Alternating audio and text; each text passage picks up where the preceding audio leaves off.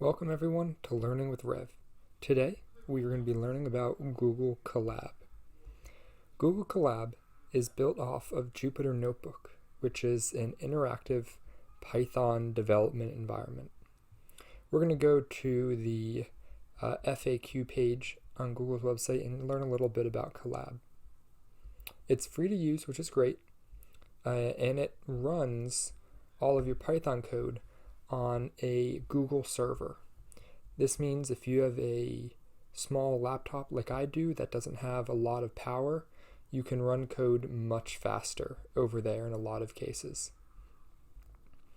All of your Colab notebooks will be saved on Google Drive, which means you can share it with other people, and there's ways to export the notebooks as well. You can store all your data in Google Drive as well, or you can upload it directly from your computer. Not only is Colab used for Python, but you can also code in R as well, because R is supported by Jupyter Notebooks. Now we're going to head back to our Colab notebook right here, and we'll see what's going on. First here we can see we can add code and we can add text. If we double click our code here, we can see a rendering of what it's going to be and what we've typed out here. All of our text boxes are scripted in Markdown format. Markdown is a very easy scripting language to use. It allows you to do formatting, and it's readable through Colab here, through any basic text viewer or text editor, and also Git also renders both notebooks like this and also Markdown files properly.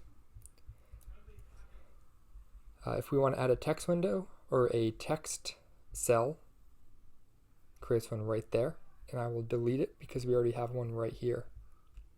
To run a cell, click inside that cell, Shift and Enter, and we will get our cell to run. So in this case here, we've imported system, and because it's interactive, you don't have to do print as long as there's only one thing out there that may have an output. So we could do sys.version, we could do print sys.version. In this case, it only did one of them because now there's a different output. So this does nothing now because it was overwritten by the print. These notebooks are great if you are trying to prototype code. Let's say you know this first piece of code always works, but it takes a while to run. You can run this piece of code once, and then you can run the next block over and over and over. For example, let's say we have some constants. X equals 1, y equals 5, and z equals 4. Hit Shift and Enter. So now that has been run. We'll pretend that that takes a lot longer to run than it did, but now we're trying to develop a function. So we want to create a function called combine, and it is going to take in 3 variables, and we are going to return x squared plus y squared plus z squared. Oops. And if this was more complicated, let's say we do this x, y, and like this right here. If this is more complicated, it might take longer, but oh no, we have an error. So now we can realize that we made z a string. We can make z the variable now. Just like Python, it is giving us suggestions. We hit enter now, 42, which is what you would get. 25 plus 16 plus 2. Plus 1, my bad. So that is a good reason why you don't have to rerun these variables over and over. You can just run this lower cell, these lower cells over and over. It's also great if we want to add a text file right here. We can add text and then we can move it up or down. And this is great. Double click enter to edit. And now we can describe our function. Function combine. We can make it bold using markdown. And we can describe it. Squares each input and adds them together. Like I said, this is great for prototyping. Remember in Markdown, you have to add an extra space there. Great for prototyping, or if you're just experimenting or sharing this code with other people, these text sections make it a lot easier to add notes, and it's a lot easier to read. So one important thing with Colab is everything we have up here. We can go to View, get some notebook info. Edit here is great. We can, see, where is it? There it is. Clear all outputs. So if we want to, we can clear all the outputs.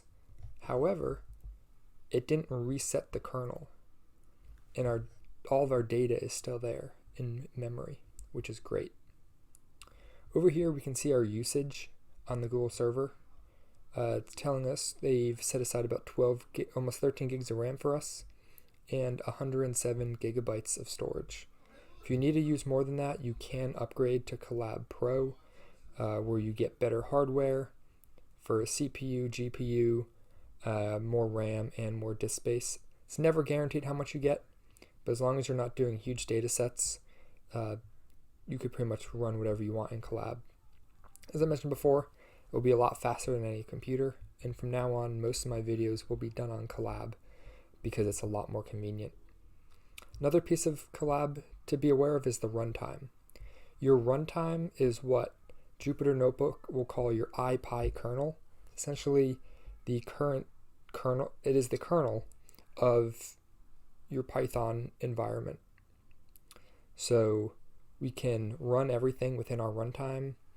We can run the cell that we're currently, the focus cell, which is the one we're currently on. We can interrupt something. So if we're in a loop that's taking forever, or we want to stop because we're done debugging or whatever, we can interrupt the execution. We can restart the runtime. And run all. So if we restart the runtime, it will warn us that all of our variables will be lost. We're going to say OK. But as we can see, it did not remove our output. So from there, we have to go to Edit and clear all outputs. Another thing we can do here is we can go to Manage Sessions. So every Colab notebook that you have open will give you some information about it. The name, last time you used it, and how much RAM you're using. So these will stay open until all of them are killed or until your window has been closed. So if you have a lot of these notebooks open, they might be using more RAM than you have available. You can terminate any of the ones that you're not currently using. One more important thing I am going to show you is within, let's see, where is it? Within Tools here, we can go to Settings. Set any settings you want, light theme or dark theme, what sort of fonts we want for our editor.